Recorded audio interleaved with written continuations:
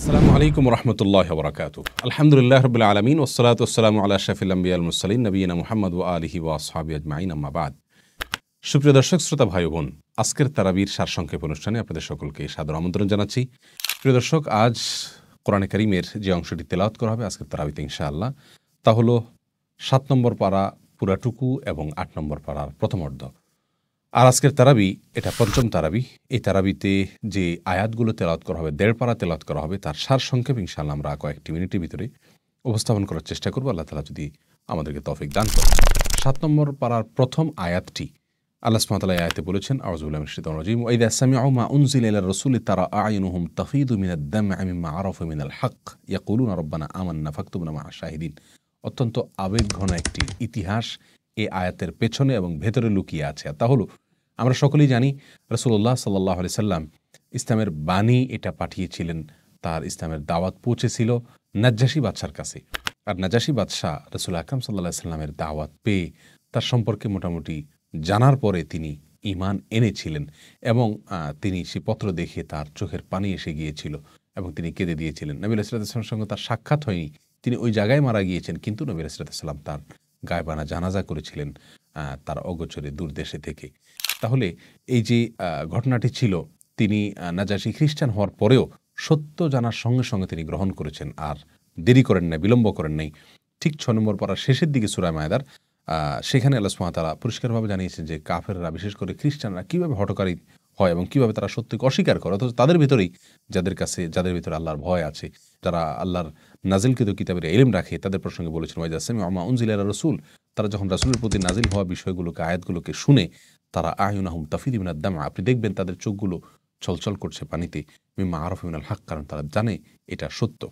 ইয়াকুলুনা রাব্বানা আমান্না, তারা বলে, আল্লাহ আমরা ঈমান এনেছি আপনার রাসূলের প্রতি, ফাকতুবনা মা'আশ শাহিদিন, অতএব আমাদেরকে আপনি যারা ঈমান এনেছে তাদের মধ্য থেকে আপনি আমাদেরকে শামিল করুন। এখানে নাজাশী বাদশার কথা বলা হয়েছে। এখান থেকে শিক্ষার বিষয় হলো, আমরা সত্য যখন জানবো সেটা গ্রহণ করতে কোনো কার্পণ্য এবং দ্বিধা করব না।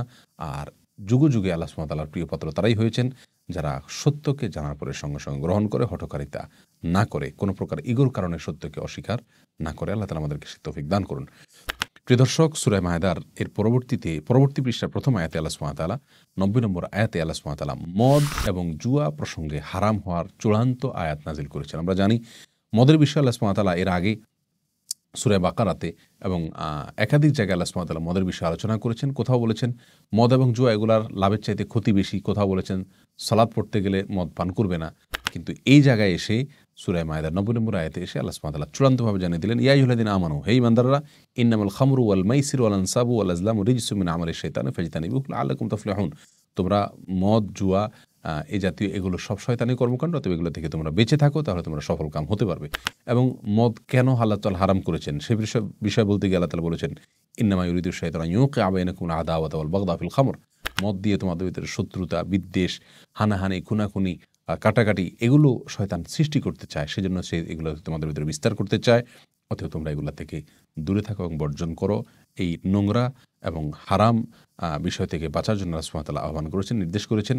এরপরে আল্লাহ এবং তার রাসূলের আনুগত্যের বিষয়ে আল্লাহ সুবহানাহু ওয়া তাআলা আলোকপাত করেছেন। পরবর্তী পৃষ্ঠার প্রথম আয়াতে, অর্থাৎ 96 নম্বর আয়াতে আল্লাহ সুবহানাহু ওয়া তাআলা আমাদের জন্য যে কোনো সামুদ্রিক শিকার, জীবজন্তুকে শিকার করা আল্লাহ সুবহানাহু ওয়া তাআলা হালাল করেছেন। উহিল্লা লাকুম সাইদুল বাহরি ওয়া তাআমুহু, সমুদ্রের শিকার এবং খাদ্য তোমাদের জন্য হালাল করা হয়েছে, মাতাআল লাকুম, তোমাদের ভোগের জন্য, ওয়ালিস সাইয়ারা, পথিকের জন্য।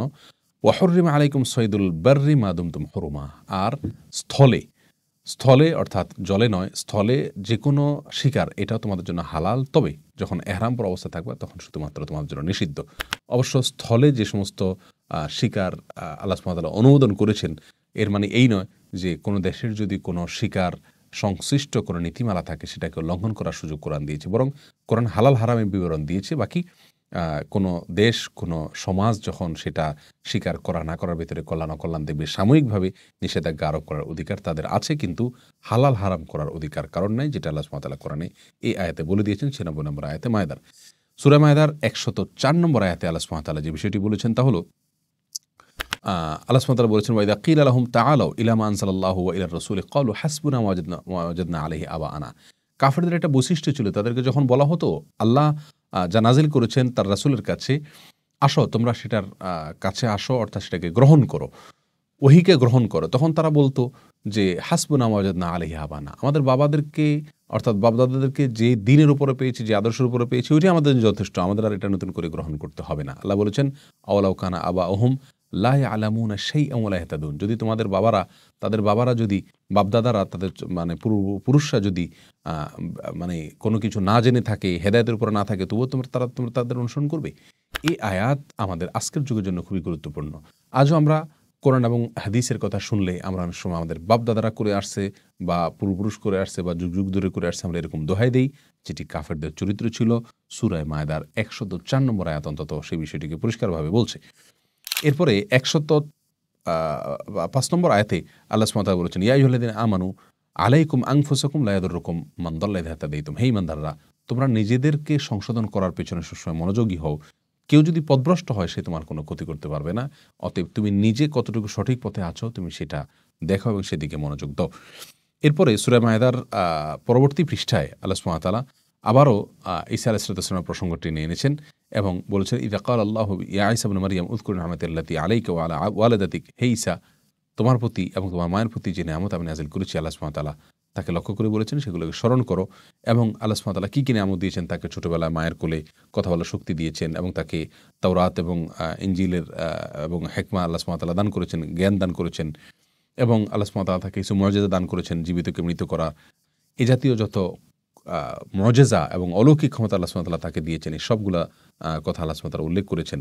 এবং হাওয়ারিদের সঙ্গে অর্থাৎ তার যারা সাহাবী ছিলেন, তার যারা সহচর ছিলেন, তাদের সঙ্গে যার যে কথোপকথন ছিল সে বিষয়ে আল্লাহ সুবহানাহু ওয়া তাআলা বিস্তারিত আলোচনা করেছেন। একটা পর্যায়ে এসে বলেছেন, যেহেতু তার অনুসারীরা অর্থাৎ খ্রিস্টানেরা তাকে যিশুকে আল্লাহর জায়গায় বসিয়েছে এবং তাকে পুজো করে রীতিমতো তাকে ঈশ্বর বানিয়েছে, আল্লাহ সুবহানাহু ওয়া তাআলা এখানে যে বিষয়টি এনেছেন তা হলো ১১৬ নম্বর আয়াতে সূরা মায়দার একেবারে শেষের দিকে এসে সূরা মায়দার কিয়ামতের দিন একটা কথোপকথন হবে ঈসা আলাইহিস সালামের হাওয়ারি বা তার সহযোগী এবং তার সহচরদের সঙ্গে, তার অনুসারীদের সঙ্গে। এবং সেদিন তিনি কি বলবেন আল্লাহ সুবহানাহু ওয়া তাআলা সে বিষয়ে আলোচনা করেছেন। ওয়া ইয ক্বালা আল্লাহু ইয়া ঈসা ইবনে মারইয়াম আনতা কুলতা লিন-নাসি ইত্তাখিযুনি ওয়া উম্মি ইলাহিনি মিন দুনিল্লাহ, কিয়ামতের দিন আল্লাহ সুবহানাহু ওয়া তাআলা বলবেন, হে ঈসা, তুমি কি তোমার অনুসারীদেরকে বলেছ যে তারা যে আল্লাহকে বাদ দিয়ে তোমাকে এবং তোমার মাকে পূজা করুক, ইবাদত করুক, তুমি বলেছ? ক্বালা সুবহানাকা মা ইয়াকুনু লি আন আকুলা মা লাইসা লি বিহাক, তখন ঈসা আলাইহিস সালাম বলবেন, আল্লাহ, এটা আমি এই কথা বলা থেকে আমি পবিত্র, এটা বলার কোনো অধিকার আমার নেই। ইন কুনতু কুলতুহু ফাকাদ আলিমতাহু, আমি যদি এরকম কিছু বলতাম তাহলে আপনি জানতেন, আমি তো এরকম কিছু বলি নাই। তাআলামু মা ফি নাফসি ওয়া লা আ'লামু মা ফি নাফসিক ইন্নাকা আনতা আ'লামুল গুয়ুব, মা কুলতু লাহুম ইল্লা মা আমারতানি, হে আল্লাহ, আপনি যা নির্দেশ করেছেন, আন ইবুদুল্লাহ রব্বি ওয়া রব্বুকুম, শুধু আমাদের রবের ইবাদত করার কথা আমি শুধু সেই নির্দেশই করেছি, কিন্তু তারা পরবর্তীতে সেটাকে পরিবর্তন করেছে। এখান থেকে পরিষ্কারভাবে বুঝে আসে তাওহীদের কথা সব নবীরা দাওয়াত দিয়েছেন, পরবর্তী লোকেরা তাওহীদের সঙ্গে আল্লাহর সঙ্গে অন্য কারোর ইবাদতকে যুক্ত করেছে। আর এইভাবেই সূরা মায়দার আলোচনা শেষ হয়েছে ইহুদিদের, খ্রিস্টানদের পথভ্রষ্টতার বিষয়ে আলোচনা করে। তারপরে শুরু হচ্ছে সূরা আনআম, আজকের তারাবিতে যেটি তেলাওয়াত করা হবে। এবং সূরা আনআমে আল্লাহ সুবহানাহু ওয়া তাআলা অনেকগুলো বিধিবিধানের কথা আলোচনা করেছেন। শুরুতে আল্লাহ সুবহানাহু ওয়া তাআলা একত্ববাদের কথা, পুনরুত্থানের কথা এবং নবুয়তের কথা, অর্থাৎ তাওহীদ, রিসালাত এবং আখিরাত উভয়টির আলোচনা আল্লাহ সুবহানাহু ওয়া তাআলা করেছেন এবং বিভিন্নভাবে আল্লাহ সুবহানাহু ওয়া তাআলার অবদানকে, আল্লাহ সুবহানাহু ওয়া তাআলার নেয়ামতের কথা স্মরণ করিয়ে দিয়ে মানুষকে আল্লাহ সুবহানাহু ওয়া তাআলা দাওয়াত দিয়েছেন যেন মানুষ আল্লাহর রুবুবিয়্যতকে এবং আল্লাহর তাওহীদকে মানুষ স্বীকার করে। তারপরে বেশ কয়েক পৃষ্ঠা পরে এসে সূরা আনআমে ৩৫ নম্বর আয়াতের দিকে এসে আল্লাহ সুবহানাহু ওয়া তাআলা তার নিদর্শনগুলোকে যারা অস্বীকার করে, সেগুলো থেকে যারা বিমুখ হয়ে যায়, তাদের প্রসঙ্গে আলোচনা করতে গিয়ে তাদের পরিণাম কি হয় সেই বিষয়ে আল্লাহ সুবহানাহু ওয়া তাআলা আলোকপাত করেছেন আমাদের শিক্ষার জন্য। আর এর পরবর্তীতে এসে বেশ কিছু দূর পর্যন্ত একই আলোচনা চলেছে। ৫০ নম্বর আয়াতে এসে আল্লাহ সুবহানাহু ওয়া তাআলা বলেছেন, কুল লা আকুলু লাকুম ইনদি খাযাইনুল্লাহ ওয়া লা আ'লামুল গায়বা ওয়া লা আকুলু লাকুম ইন্নী মালাক ইন আত্তাবি'উ ইল্লা মা ইউহা ইলাইয়া কুল হাল ইয়াস্তাবিল আ'মা ওয়াল বাসীর আফালা তাতাফাক্কারুন। এখানে নবী সাল্লাল্লাহু আলাইহি ওয়াসাল্লামকে আল্লাহ সুবহানাহু ওয়া তাআলা বলেছেন, কুল, আপনি বলে দিন, লা আকুলু লাকুম ইনদি খাযাইনুল্লাহ, আমি তোমাদেরকে বলছি না হে লোক সকল, আমার কাছে আল্লাহর খাজানা বা ভান্ডার রয়েছে, ওয়ালা আ'লামুল গায়ব, আর আমি গায়েব জানিও না, ওয়ালা আকুলু লাকুম ইন্নী মালাক, আর আমি বলিও না যে আমি ফেরেশতা।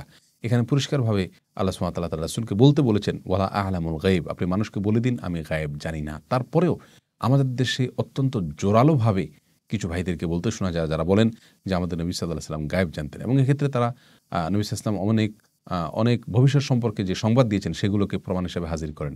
অথচ নবী সাল্লাল্লাহু আলাইহি ওয়াসাল্লাম যে সমস্ত ভবিষ্যদ্বাণী করেছেন সেগুলো আমরাও অনেকে বলতে পারি, তার মানে এই না যে আমরা গায়েব জানি। তিনি আল্লাহ সুবহানাহু ওয়া তাআলার কাছ থেকে এলেম প্রাপ্ত হয়েছেন যেগুলো, সেগুলোর কথা আমাদেরকে বলেছেন। এর বাইরে সব কিছুই তিনি ভবিষ্যতের জানতেন, এরকম ধারণা রাখা ভুল। এ আয়াত পরিষ্কারভাবে সেটা বলছে যে আমি গায়েব জানি না, আপনি বলে দিন। এরপরেও নবী সাল্লাল্লাহু আলাইহি ওয়াসাল্লামকে গায়েব জানেন এরকম বলা, এটা হলো নবী সাল্লাল্লাহু আলাইহি ওয়াসাল্লামের সম্পর্কে বাড়াবাড়ি করা এবং তার মর্যাদা দিতে গিয়ে তাকে সীমা লঙ্ঘন করে ফেলার শামিল, যেটা ঈসা ইসলামের উম্মত করেছিল। এবং তিনি বলেছেন, লা তুতরুনি কামা আতরাতিন নাসারা ইবনে মারইয়াম, নাসারারা ঈসা ইবনে মারইয়ামকে নিয়ে যেরকম বাড়াবাড়ি করেছে, তোমরা আমাকে নিয়ে এরকম বাড়াবাড়ি করো না। এরপরে সূরা আনআমের আরও বেশ কিছু দূর পর্যন্ত প্রায় কাছাকাছি একই বিভিন্ন বিষয়ে আলোচনা চলেছে। এরপরে আল্লাহ সুবহানাহু ওয়া তাআলা প্রায় ৭৪ নম্বর আয়াত থেকে নিয়ে ইব্রাহিম আলাইহিস সালামের সঙ্গে তার বাবার এবং পরবর্তীতে তার বাবাসহ তার এলাকার লোকদের সঙ্গে যে বিতর্ক হয়েছিল, সেই বিতর্কের কথা আল্লাহ সুবহানাহু ওয়া তাআলা বলেছেন। ইব্রাহিম সালাম তার বাবাকে বলেছিলেন, আজারকে বলেছিলেন যে আপনি মূর্তি পূজা করেন, অথচ আমি আপনাকে আপনার এবং কওমকে সবাইকে মনে করি আপনারা ভুল পথে আছেন মূর্তি পূজা করে, কারণ মূর্তি এটা পূজনীয় বস্তু হওয়ার কথা না। ইব্রাহিম আলাইহিস সালাম তখন তাদেরকে বোঝানোর জন্য তিনি বলেছেন যে তিনি যখন সন্ধ্যা দেখলেন এবং সন্ধ্যার সময় অনেকগুলো আকাশে তারকা দেখলেন, বললেন যে তারকাগুলো আমার রব, কারণ এগুলো জ্বলজ্বল করে জ্বলছে, অতএব এগুলো আমার রব হওয়ার উপযুক্ত। কিন্তু যখন দেখলো যে এগুলো হারিয়ে গেলো কিছুক্ষণ পরে, তিনি বললেন যে না, যে হারিয়ে যায় সে কীভাবে রব হতে পারে। এরপর যখন চন্দ্র দেখলেন, সূর্য দেখলেন, একইভাবে এদেরকে রব বলে স্বীকার করলেন। কিন্তু যখন দেখলেন যে তারাও একসময় হারিয়ে যায়, তখন বলে না, যারা হারিয়ে যায় তারা কীভাবে রব হতে পারে। এভাবে তারা তিনি তাদেরকে চিন্তার দাওয়াত দিলেন। অর্থাৎ ইব্রাহিম ইসলাম তার বাবা এবং তার কওমকে, তার সম্প্রদায়কে বললেন যে তোমরা যত কিছুর ইবাদত করো, এই সবগুলো ক্ষয় এবং লয় প্রাপ্ত হয় এক সময়, অতএব এরা কিভাবে আমাদের সৃষ্টিকর্তা হতে পারে, যা এবং মানব জাতির সৃষ্টিকর্তা হতে পারে। তখন তিনি এই চিন্তার দাওয়াত দিয়ে তাদেরকে মূলত তাওহীদের প্রতি আসার আহ্বান করেছিলেন এবং তার জাতিরা তার সঙ্গে বিতর্কে লিপ্ত হয়েছিল, বৎসা লিপ্ত হয়েছিল, এবং তিনি তাদেরকে সঠিক পথে আনার চেষ্টা আপ্রাণভাবে করেছিলেন এবং দীর্ঘ অনেকগুলো আয়াত আল্লাহ সুবহানাহু ওয়া তাআলা সে বিষয়ে বিস্তারিত আলোচনা করেছেন। এবং এ প্রসঙ্গে মানুষ আল্লাহর সঙ্গে অন্য কাউকে শিরক করে যে জুলুম করে এবং তাওহীদকে নষ্ট করে, নিজের ঈমান আমলকে নষ্ট করে, সে বিষয়ে আল্লাহ সুবহানাহু ওয়া তাআলা আলোকপাত করেছেন। এবং সূরা আনআমের ৯৪ নম্বর আয়াতে আল্লাহ সুবহানাহু ওয়া তাআলা বলেছেন, লাকাদ জিতুমুনা ফুরাদা কামা খালাকনাকুম আউওয়ালা মাররা ওয়া তারাকতুম মা খাওয়ালনাকুম ওয়ারা'a যুহুরিকুম ওয়া মা নারা মা'আকুম শুফাআ'আকুম আল্লাযীনা যা'আমতুম আন্নাহুম ফীকুম শুরাকা লাকাদ তাকাত্তা'a বাইনাকুম ওয়া যাল্লা আনহুম মা কুনতুম তাজ'উমুন।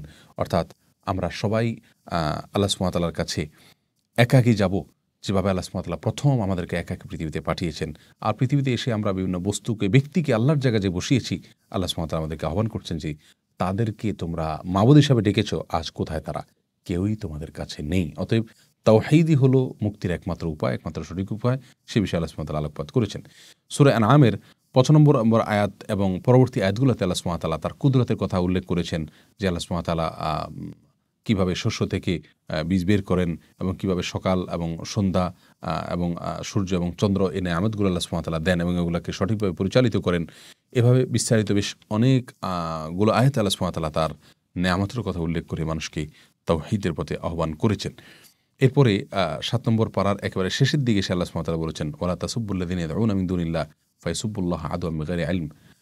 যারা আল্লাহ ছাড়া অন্য কারোর ইবাদত করে, তোমরা তাদের গালমন্দ করো না, কারণ অন্যায় মাবুদদেরকে তোমরা গালমন্দ করো, তাহলে তাদের অনুসারীরা তোমাদের আল্লাহকে তারা গালমন্দ করবে।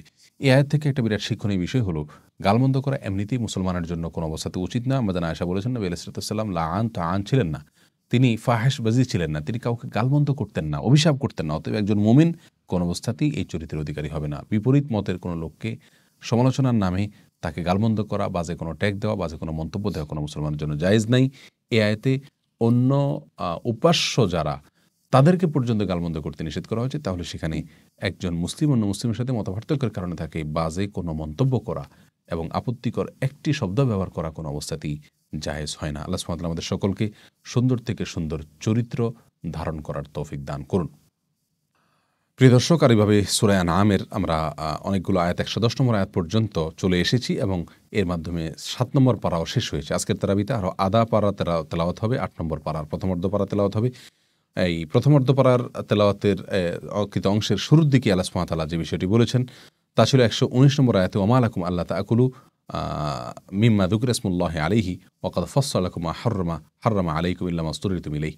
অর্থাৎ যে পশু জবাই করার সময় আল্লাহর নাম নেওয়া হয়েছে সেটা না খাওয়ার কোনো বিশেষ কারণ থাকতে পারে না, কারণ আল্লাহ সুবহানাহু ওয়া তাআলা এক্ষেত্রে হালাল হারামের বিশেষ যে বিবরণ সেটা বিস্তারিতভাবে দিয়েছেন এবং বলেছেন ওয়াদারু যাহিরাল ইসমি ওয়া বাতিনাহু।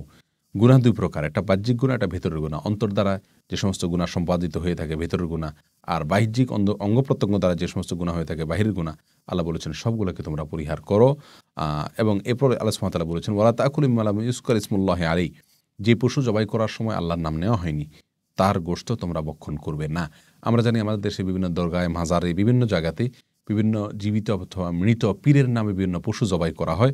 এই আয়াত থেকে পরিষ্কারভাবে সে সমস্ত পশুর গোশত খাওয়া আমাদের জন্য হারাম ঘোষণা করা হয়েছে। আল্লাহ বলেছেন ওয়ালা তাকুলু মিম্মা লাম ইয়াযকুর ইসমুল্লাহি আলাইহি ওয়া ইন্নাহু লাফিসক, এটা গুনাহের কাজ। আল্লাহ ছাড়া অন্য কারোর নামে যদি পশু জবাই করা হয়ে থাকে সেটার গোশত তোমরা ভক্ষণ করবে না।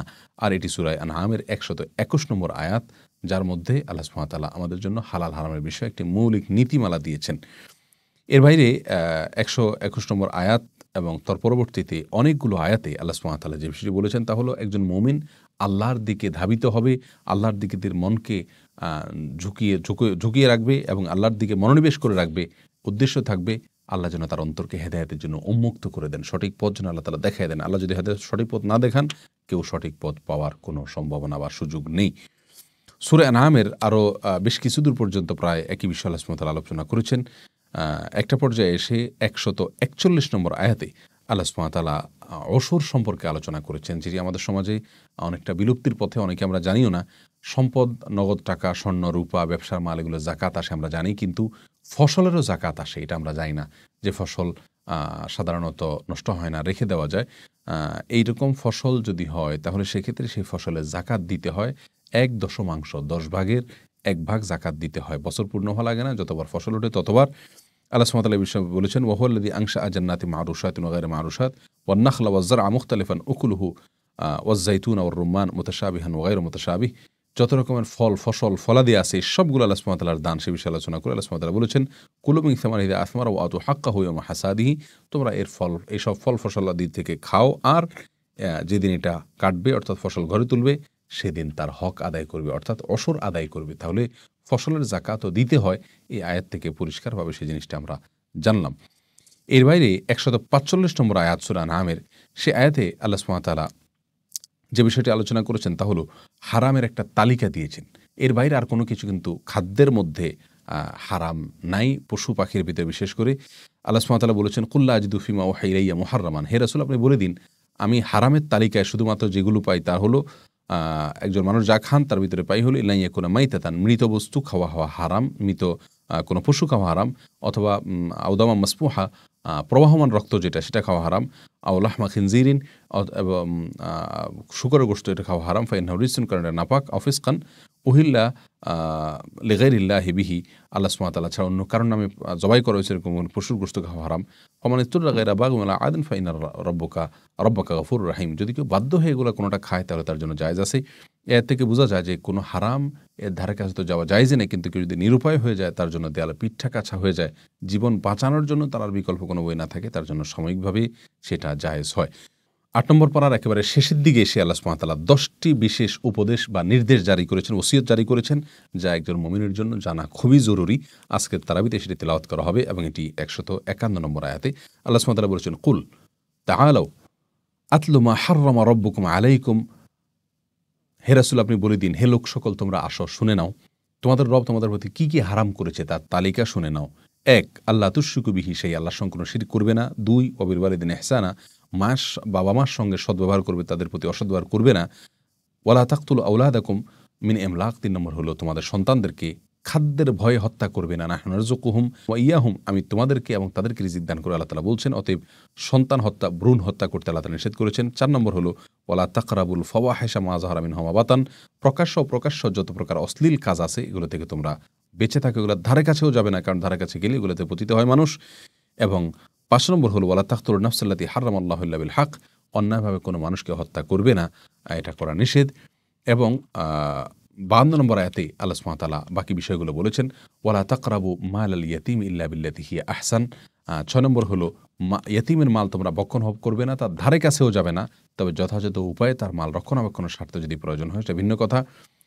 ওয়া আউফুল কাইলা ওয়াল মিজান, আর 7 নম্বর আল্লাহ সুবহানাহু ওয়া তাআলা যে বিষয়টি নিষেধাজ্ঞা জারি করেছেন তা হলো মাপে যেন আমরা কম না দিই, কাউকে যেন না ঠকাই সে বিষয়ে লা নুকাল্লিফু নাফসান ইল্লা উসআহা, কাউকে আল্লাহ তাআলা সাধ্যের বাইরে কোনো কিছু নির্দেশ করেন সে বিষয়ে বলেছেন। আর 8 নম্বর যে নিষেধ করেছেন তা হলো ওয়া ইযা কুলতুম ফাআদিলু, কোনো কথা যখন বলবে অর্থাৎ বিচার করবে, মীমাংসা করতে যাবে, তখন তোমরা ইনসাফ করবে, জুলুম করবে না।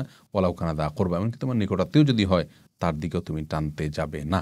9 নম্বর যে বিষয়টি বলেছেন আল্লাহ তাআলা ওয়া বিআহদিল্লাহ, আল্লাহর অঙ্গীকার যেন রক্ষা করা হয়, আল্লাহর সংকৃত অঙ্গীকার যেন আমরা পূরণ করি এবং নষ্ট না করি। আর 10 নম্বর আউফু যালিকুম ওয়াসাকুম বিহি লাআল্লাকুম তাযাক্কারুন, তোমরা যে সমস্ত কথা মানুষের সঙ্গে দিবে, অঙ্গীকার করবে, সেগুলো তোমরা পূরণ করবে, এটা আল্লাহ তাআলা তোমাদেরকে ওসিয়ত করেছেন। তাহলে যে 10টি বিষয় আল্লাহ সুবহানাহু ওয়া তাআলা এখানে নির্দেশ এবং নিষেধ মিলিয়ে আমাদের জন্য জারি করেছেন 151 এবং 52 নম্বর আয়াতে সূরা আনআমের, এবং এটি 8 নম্বর পারার মোটামুটি সর্বশেষ আজকের তেলাওয়াতের শিক্ষণীয় বিষয়। 1, আল্লাহর সঙ্গে শিরিক করা যাবে না। 2, মা বাবার প্রতি সদ্ব্যবহার করতে হবে। 3, সন্তান হত্যা, ভ্রূণ হত্যা করা যাবে না। 4, জেনা এবং অশ্লীলতার কাছাকাছি যাওয়া যাবে না। 5, কোনো মানুষকে হত্যা করা যাবে না। 6, ইয়েতিমের মাল অন্যায়ভাবে ভক্ষণ করা যাবে না। এবং 7, মাপে কম দেওয়া যাবে না। 8, কথা বললে সেক্ষেত্রে ইনসাফ করতে হবে, জুলুম করা যাবে না। এবং 9 নম্বর হলো আল্লাহর সঙ্গে কৃত অঙ্গীকার পূরণ করতে হবে, অঙ্গীকার নষ্ট করা যাবে না। 10 নম্বর হলো মানুষের সঙ্গে কৃত অঙ্গীকারকে পূরণ করতে হবে, কোনোভাবে নষ্ট করা যাবে না। প্রিয় দর্শক, আমরা একেবারে তারাবির শেষ প্রান্তে চলে আসছি, সূরা আনআমের একেবারে শেষের দিকে, এবং এখানে যে 10টি বিষয় রয়েছে এই 10টি বিষয়ের প্রত্যেকটা বিষয় আমাদের জন্য শিক্ষণীয় রয়েছে। আল্লাহ সুবহানাহু ওয়া তাআলা আজকে তেলাওয়াতকৃত অংশ অর্থাৎ 7 নম্বর পারার পুরোটুকু এবং 8 নম্বর পারার প্রথমার্ধ আমরা শেষ করলাম। এখান থেকে আলোচ্য যে বিষয় আয়াতগুলোর আমরা আলোচনা করেছি, যেগুলো থেকে আমাদের শেখার বিষয় রয়েছে, জানার বিষয় রয়েছে, সমস্ত আয়াতের শেখার এবং জানার বিষয় রয়েছে, কিন্তু যেগুলো আলোচনা করার সুযোগ হয়েছে এবং যেগুলো সুযোগ হয়নি সবগুলোর উপরে আল্লাহ তাআলা আমাদের সকলকে আমলের তৌফিক দান করুন। আজকে এই পর্যন্ত, ইনশাআল্লাহ দেখা হবে, কথা হবে পরবর্তী কোনো পর্বে। সে পর্যন্ত আল্লাহ তাআলা সবাইকে ভালো রাখুন, সুস্থ রাখুন। আসসালামু আলাইকুম ওয়া রাহমাতুল্লাহি ওয়া বারাকাতুহু।